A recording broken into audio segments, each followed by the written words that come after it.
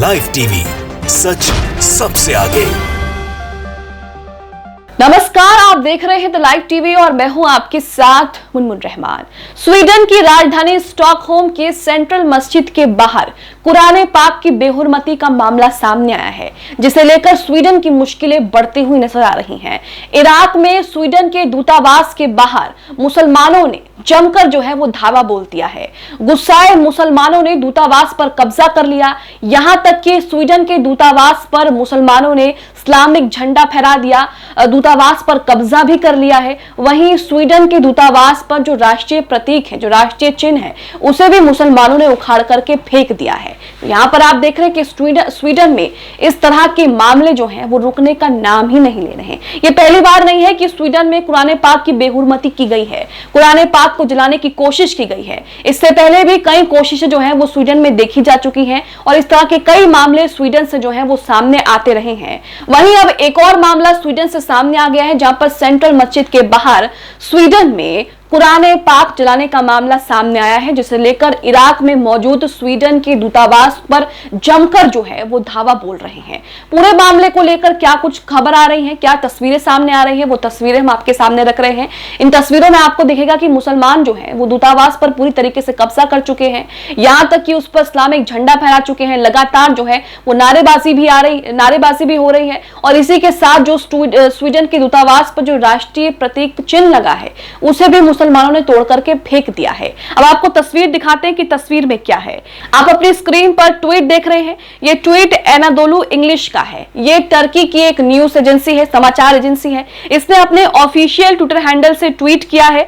इस news agency ने इन तस्वीरों को शेयर करते हुए लिखा है कि इराकी प्रदर्शनकारियों ने कुरान की प्रति जलाने के विरोध में बगदाद में स्वीडन दूतावास पर धावा बोल दिया। सबसे पहली तस्वीर आप अपनी स्क्रीन पर देखिए, जिसमें गुस्साए मुसलमानों के अंदर कितना भयंकर गुस्सा है, ये साफ साफ देखा जा सकता है। जिसके बाद मुसलमानों ने दूतावास पर स्वीडन में, इराक में मौजूद स्वीडन के दूतावास पर इस्लामिक झंडा फहरा दिया। देखिए तस्वीरें।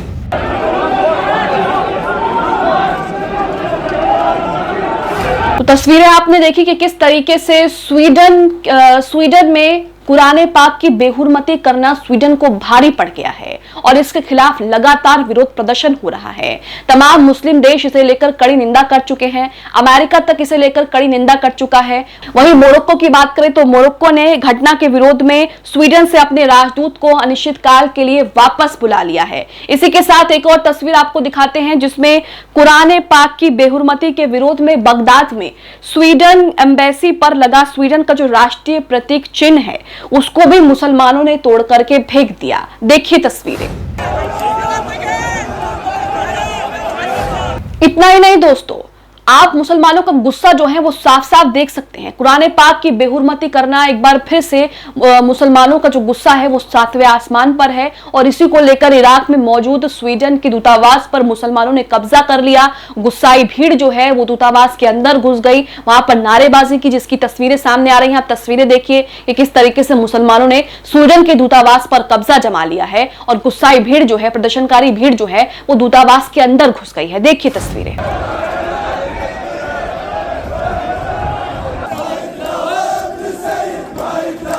तो तस्वीरें आपने देखी कि किस तरीके से कुरान पाक की बेहुरमती करना स्वीडन को भारी पड़ गया और यहां पर स्वीडन के खिलाफ जो है वो लगातार विरोध प्रदर्शन हो रहा है। मुसलमानों का गुस्सा आप देख सकते हैं कि 7वें आसमान पर पहुंच गया है।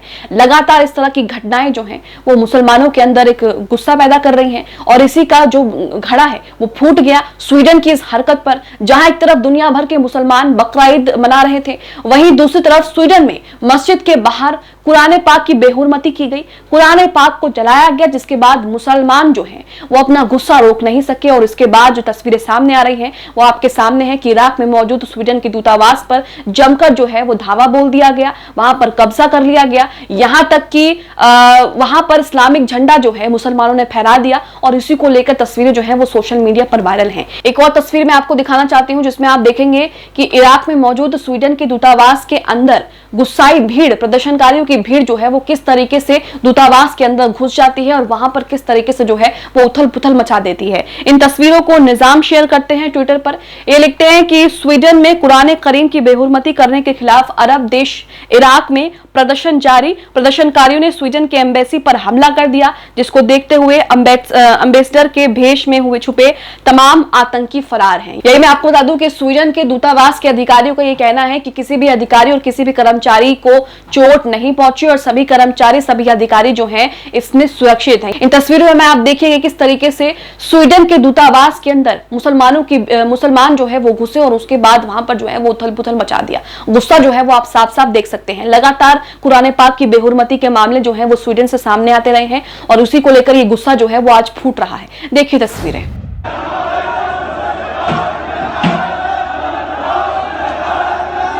तो ये तस्वीरें आपने देखी जो आपके सामने हैं, जिसमें आप साफ साफ देख सकते हैं कि लगातार इस तरह की चीजें होना, लगातार इस्लाम विरोधी इस तरह की घटनाएं होना और कुरान पाक की बेहुरमती करना, अब जो है वो स्वीडन जो है इससे बच नहीं सकता है। इसे लेकर तमाम मुस्लिम देश जो है वो कड़ी निंदा कर रहे हैं, कड़ी आपत्ति जता रहे हैं। वहीं इसे लेकर खबरों में क्या कुछ है वो भी आपके सामने रख रहे हैं।